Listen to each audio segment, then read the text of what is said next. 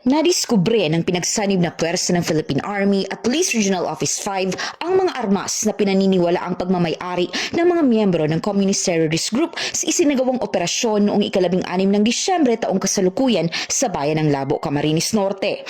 Bandang 1:20 ng hapon, habang nagsasagawa ng pinaigting na security operation sa lugar, natuklasan ng joint operatives ang arms cache na naglalaman ng 25 unit ng M14 rifles, isang M14 rifle, upper receiver, 2,000 bala ng 7.62 mm, 15 peraso ng M14 magazines at 41 peraso ng M16 magazines.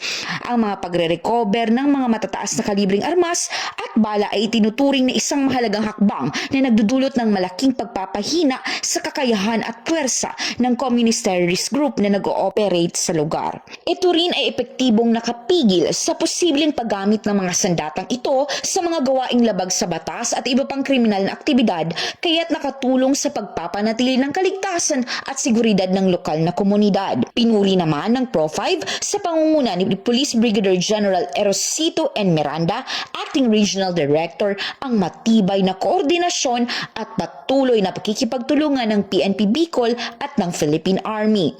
Binigyang diin niya na ang magkasanib at tuloy-tuloy na mga operasyon ay nananatiling mahalaga sa paglaban sa insurgency at sa pagpapanatili ng kapayapaan at kaayusan sa buong rehiyon. Mula dito sa Legazpi City, Albay, ako ang inyong PNN correspondent, Patrolwoman Jera de Luterte, alagad ng batas, tagataguyod ng Balitang Pulis.